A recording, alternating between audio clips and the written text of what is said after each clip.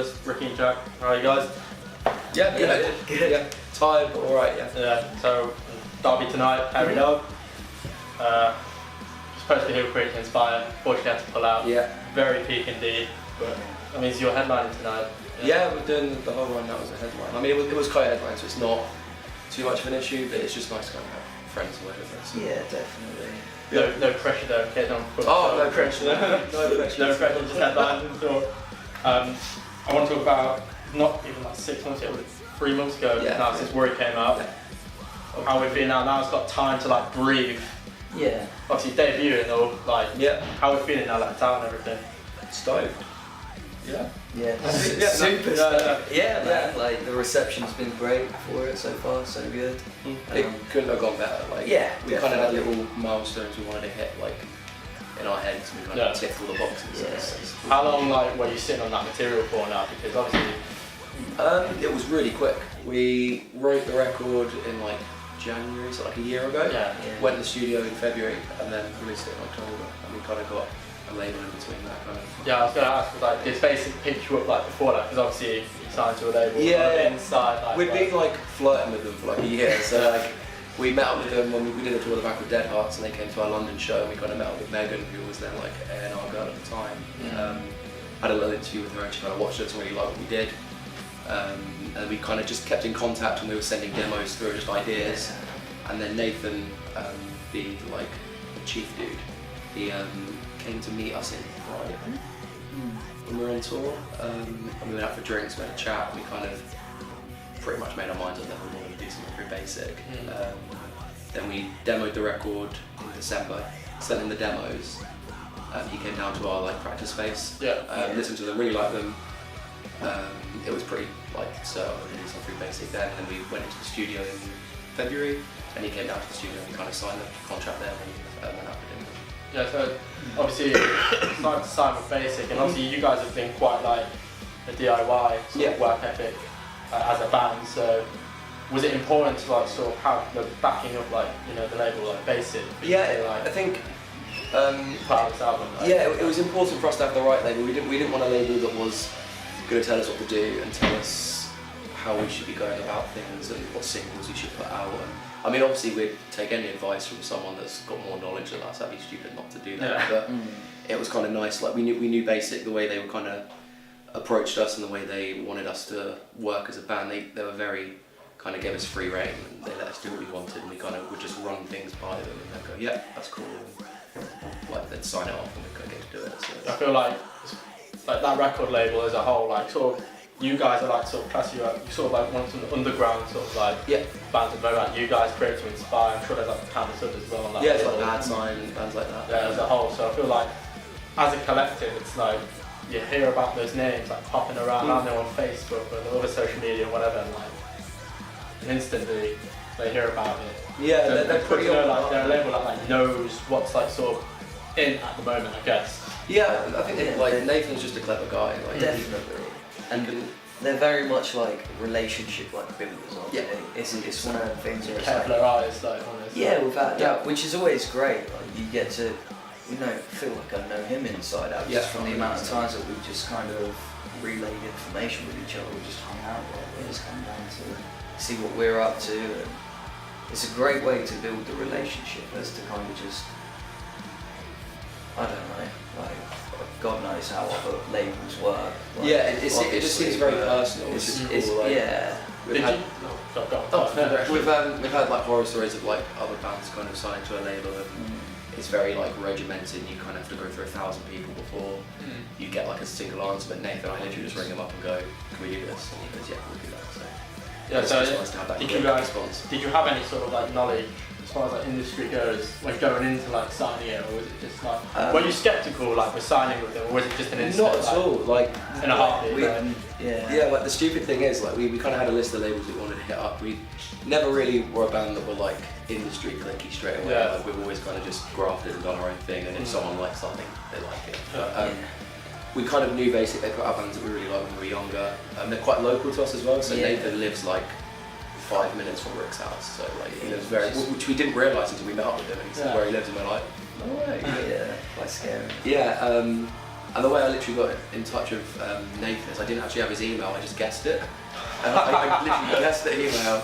I was in like Acosta, where my girlfriend lives, and she was at work, and I was on my laptop, and we had the demos, and I had loads of different emails from like people from other labels, and I was like, I want to hit up Basick, really like Basick. I didn't know his email, but I knew people put him like Barley, so I kind of, I won't give it away. Like, typed his email up, and I just typed his email up and sent it, and it went through, and I was like, oh cool. And then literally like within 10 minutes, the reply was back. It was like, CC'd Megan, and he's really cool.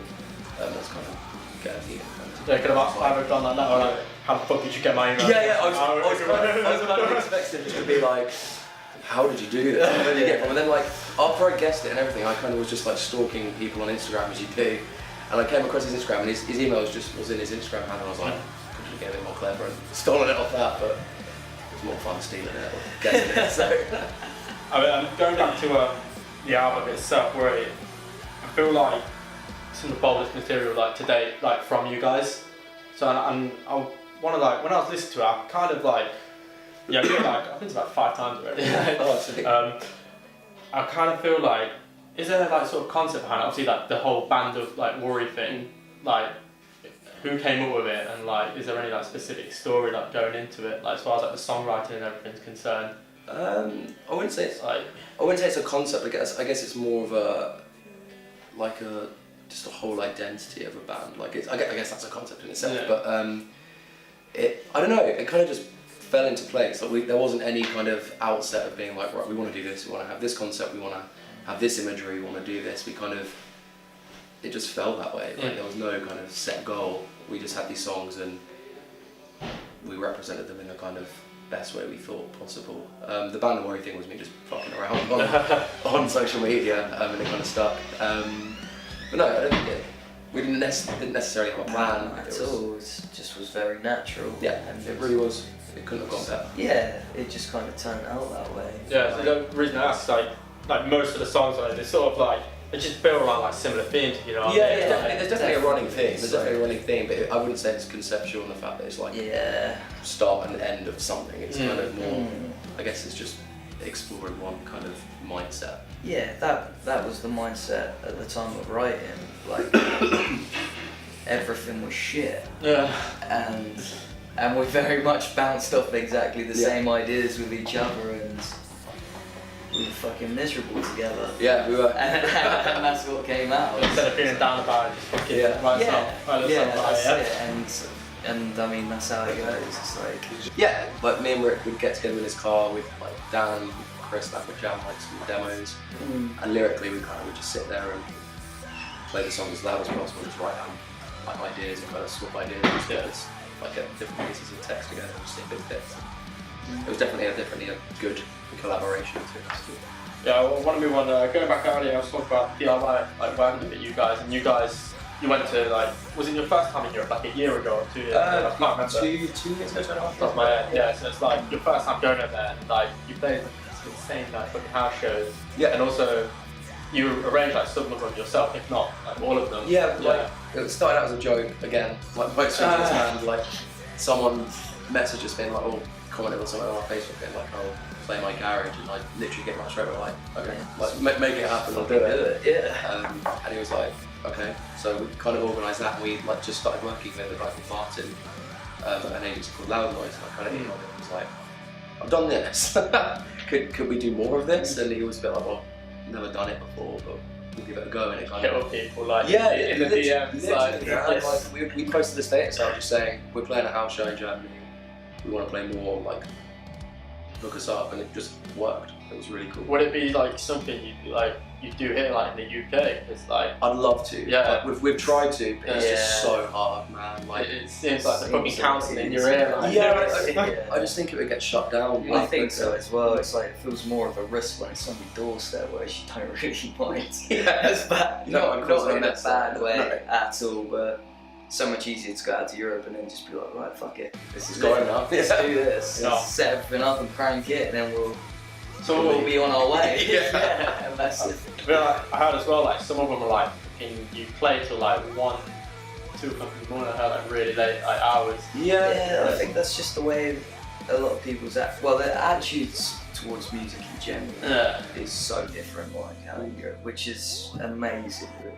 It's like they're way more lenient to us. Not as many curfews with anything. Like, they're in no big rush to do much, if you know what I mean. It's very chill. Yeah, it's very chill. Which is awesome. I'm very much like that myself. So it's not like turn up to a venue, like do this, do that. I mean, depending on the show, like, there are venues like very regimented, but most of the time, especially with the house shows, it was kind of just we turn up, load in, have dinner with like the kids' family, and then like set up, and then people would turn up about 8 or 9, have some drinks, and then back to play from like 10 to 1.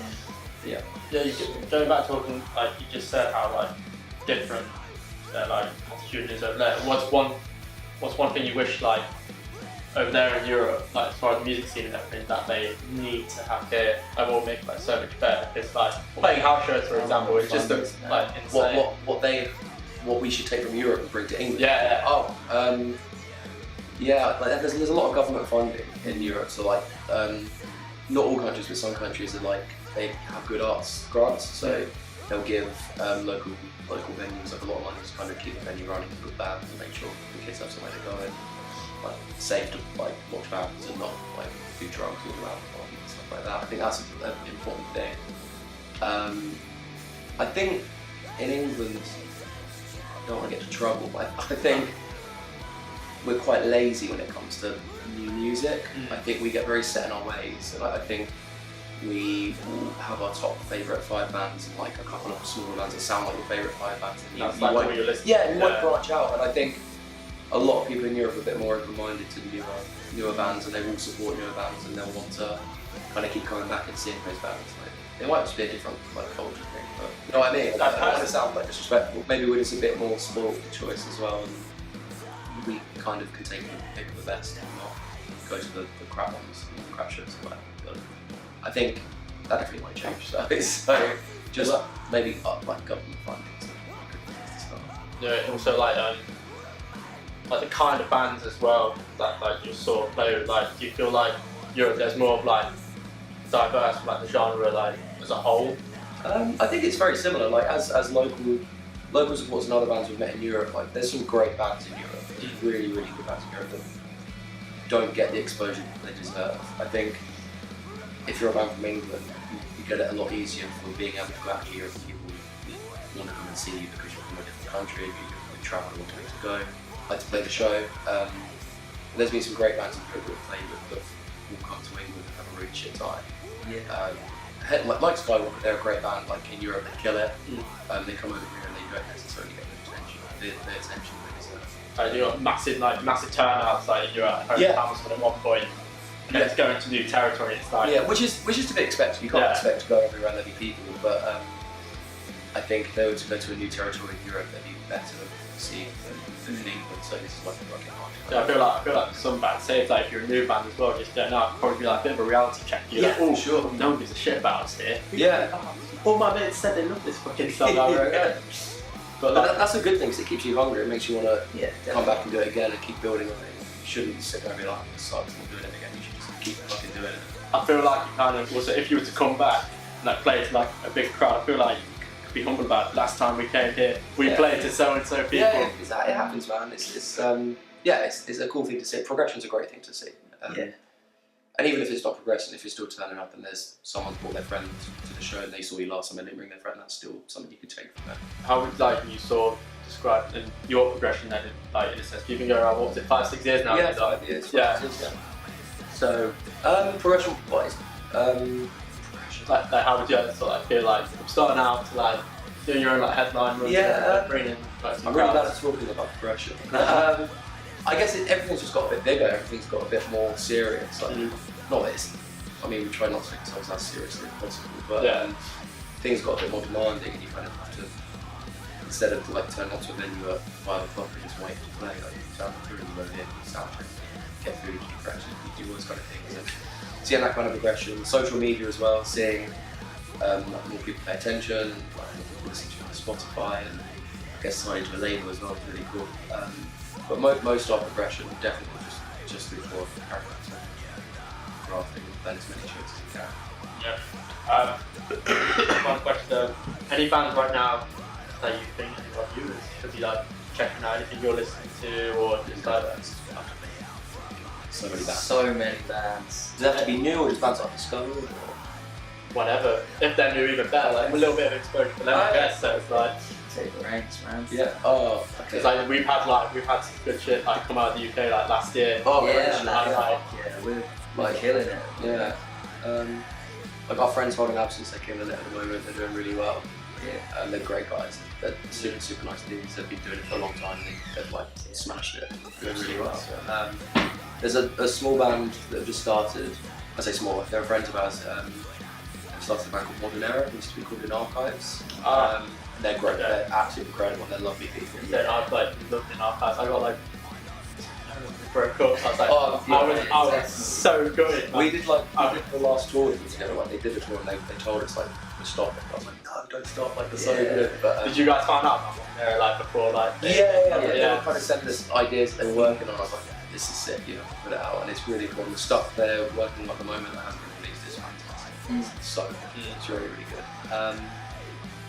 But for me, like new bands, I've listened to a lot of bands called Fine Grove in America. They're like a funky, like singer-songwriter kind of band on Rock Cover Records. They're really good. They're really good. It's very catchy. It's really good. What about you? Me, Glassjaw. check out The new band Glassjaw. I don't know. I just Spotify. What did you last listen to on yeah, Spotify? Justin Timberlake. I don't even want to know. Oh no, shit! It was Kill Switch. I was having like a little bit of a nostalgia moment. What was mine? I don't even have Spotify. Oh no, Radiohead. So yeah, if you've never heard of them, check them out. Mine was a band called Absolutely. Get Out. Who were good. If you like brand new, and Thrice, maybe not brand new anymore. Yeah. But if you like Thrice, and like bands in that similar vein, All Get Out from America. I think they supported Mayday Parade last time they came over to it. Yeah, last time Mayday Parade came over, All Get Out opened. I went to go see them and they're fantastic. If you're into like your just alternative rock, All Get Out are decent. And Bad Sign, and Basick Records. The boys. Bad Sign are going to smash it this year. If you like Lower Atlantis and riffs, you're going to like Bad Sign. Yeah, definitely. Thanks for sitting with us, guys. No worries, No man. problem. Is there anything next in the pipeline or stuff you're allowed to talk about at least? Or No, we have some cool things, but something cool is getting out. When's this going out? Well, it was going to be like as soon as possible, Okay. but we're probably going to work on it a little bit, edit it, make it a bit nice. So Well, hopefully End of February maybe. Oh, sweet. Well, on Monday we'll be getting announced for Camden Rock to Music Festival. Oh, yeah. That's really cool. Mid-Feb we should have. Headline? Not headline. Headline. But that'll be us. Yeah. Sweet man. Alright, cheers for. No worries. Thank you very much. Cheers.